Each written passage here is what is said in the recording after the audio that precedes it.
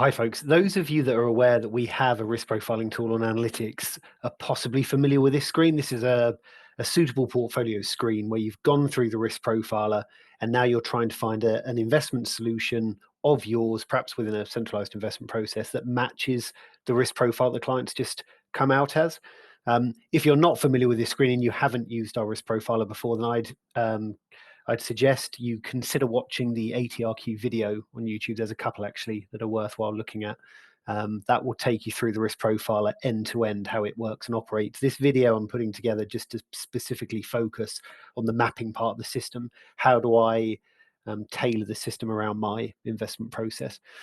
So with that said, again, my example here is I've got a client gone through an ATR, they've come out as a four medium, and this page pops up, which is perfect for me because I use 5 model portfolios of mine. Maybe they're in-house, maybe they're external, doesn't really matter. But they now pop up and tell me, okay, this is my centralized investment process.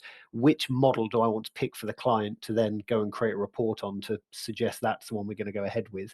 Now, on the top right-hand corner, it's giving me a bit of a steer. So I've got my entire centralized investment process loaded up, but the only ones that are relevant, which we believe are relevant, anyone that has an FE risk score between 75 and 85. Now, I'll explain that logic in a couple of minutes. But this is, I always say this is a bit like painting by numbers. I can resort however big your list is. I mean, I've got 5 models, you could have 500. It's entirely up to you. But I resort the order and it says, look, the most suitable model for this particular risk profile is clearly that one because it's in line between 75 and 85. And I can hit that model for, click on confirm selection. And when I go and create a report, I'll just skip forward a couple of stages. I'll get this nice little report. And when I scroll down to pages like this, which is looking at switching, it will say, okay, well, look, Mr. and Mrs. Client, okay, this doesn't actually match because this is a 3, not a 4, but yeah, I'm sure you get the point.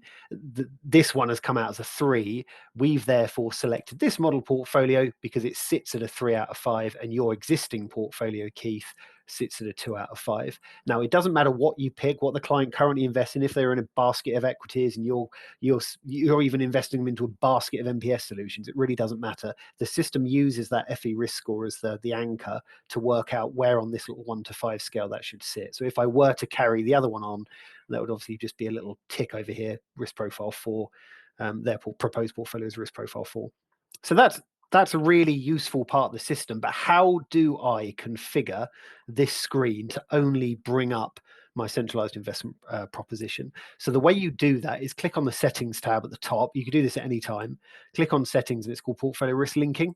Click on this option. Now, give it a few seconds. It takes a few seconds to load up these terms, but you can flip between them. I want to look at 1 to 5 short, 1 to 5 medium, 1 to 5 long. Now, I was just looking at the medium range because my client had come out as a medium 4. So for the purpose of this, I'll just load up medium 4, but short and long. It's the same kind of idea. So there are my 5 risk profiles, and it's actually telling me what the bandings are of each one. So 75 to 85 was one I was just looking at. And if I click on, and it actually tells me how many portfolios I've linked to these existing risk buckets. Now I've linked 5 of them. 4 of them the system doesn't think are relevant because they sit outside of the risk bucket. This is kind of warning me. But if I edit, this will open up the risk bucket, for want of a better word or phrase, and it loads up all of the solutions that I've already mapped. And hey, presto, there are the 5 models I was just looking at. So that screen I was looking at, the suitable portfolio screen, is fed by this engine here. So if I wanted to mess around with that screen and add anything or delete anything, clearly I can just hit remove and it will just remove it from that risk bucket. Or if you click on add additional portfolios, you'll just get all of your portfolios load up and you can select any one of them. Annoyingly, you can't do more than one at a time. So don't think you can hold down control and select load of them in one go. But you can just click on any one of them and just hit add portfolio, give it a few seconds and it will add it into that risk bucket. So it's quite a simple process, albeit relatively manual. So if I've got a model portfolio proposition consisting of 10 models, it's going to take me a little time to kind of go in there and add each model into each risk bucket. I don't know why this is taking so long, just bear with it. There we go. It says portfolio added. I can close this down and it will refresh that screen now. And there we go. That's the model I've just added. So if I were to run this again with that client and come to the suitable portfolios page for risk profile 4 medium, it will come up with 6 model portfolio propositions or funds, whatever. And again, if I want to remove it, just click remove and it will get rid of it accordingly. Now, there are 15 risk buckets. So if I go back, I can go back to portfolio risk linking. If I go back to my 5 medium term, my 5 risk buckets under medium, I've also got short and long. Now, if I click on all, again, give this a few seconds, it will load up all 15 of them. So bear in mind, again, if you want to configure this around your investment proposition, first of all, what is your investment proposition? Is it a load of funds? Is it a load of multi-asset funds? Is it external MPS, whatever? Make sure they're built as portfolios. What I mean by that is if you use the Vanguard Life Strategy range, which are funds, just make sure you've got a portfolio that invests 100% in Vanguard Life Strategy, 20%, for example. And there it will appear on here, allowing me to do the relevant mapping.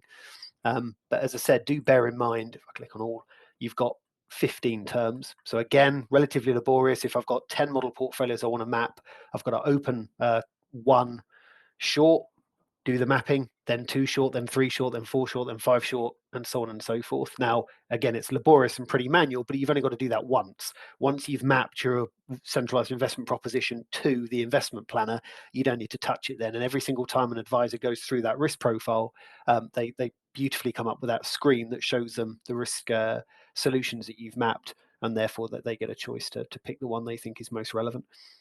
That's how to do the mapping. Now, just a quick note whilst I'm recording this on the FE risk scores themselves. Why is that? I've come back to the one we were looking at. Why is that between 75 and 85?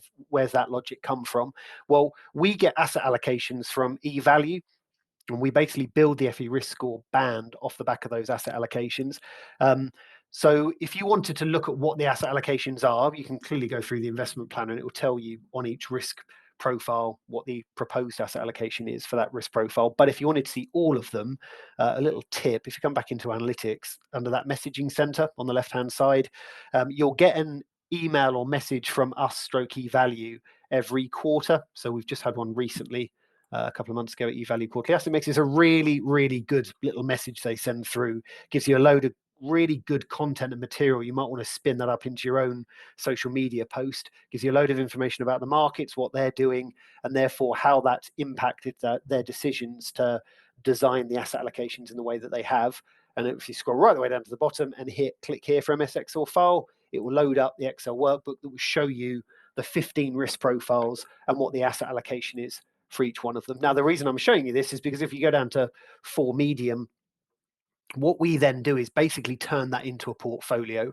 I'm probably going to massively oversimplify this process, but essentially we build a portfolio with a government bonds proxy at 1.5%, a corporate bond proxy at 24%, 16.5 UK equities. And what I mean by proxy is UK equities would be something like the FTSE 100 or the FTSE All Share, and we'd put a portfolio together that has 16.5% invested in the FTSE All Share. That's our UK proxy. Developed international equities might be the Nasdaq or Dow Jones or the World Index by MSCI. You get the picture. So we build a portfolio of indices that mimic that asset allocation. That gives us an FE risk score off the back of it. We then create a tolerance either side, which gives us a band. And that's why on this screen here, you get the bands. So these have been created off the back of that asset allocation, which means that when you're doing the mapping, you're mapping the risk of the asset allocation, essentially, or risk of the solutions. You're saying that the inherent level of risk within a medium 4 is roughly between 75 and 85. So the investment solution I've got to pick, regardless of the asset allocation, itself has to have an inherent level of risk that has an FE risk score along the similar lines as that. I think that's everything. But yeah, I just wanted to put a little video together that explains this mapping process because it does trip quite a few people up. Now, there are different ways of using this mapping tool. You could just map the solutions that are relevant. Now, I've gone and mapped 5 models to there. Now, I don't need to do that. I could have just mapped one because there's only one that's suitable. The danger there is the asset allocations and FE risk scores do shift every quarter just slightly as we rebalance. So these bands aren't static. In next quarter, the band might slightly go up or down a touch. And that means some of your funds and models might dip out in and out of bands. So I've always found the easiest way of doing this is just map everything to every single risk profile, and then you don't have to manage it, kind of micromanage it on a daily, weekly, monthly basis. You just got to do it once. It's a half an hour job, and then you're done. But as I said, that's not kind of the golden way of using this tool. Obviously, play around with this and work out what works best with your process. But I hope you found that useful. As ever, any queries, any issues, you've got contact us in the bottom left-hand corner. It'll go straight to our help desk. And equally, you've got chat with an expert in the bottom right-hand corner, and that will allow you to liaise directly with the help desk as well.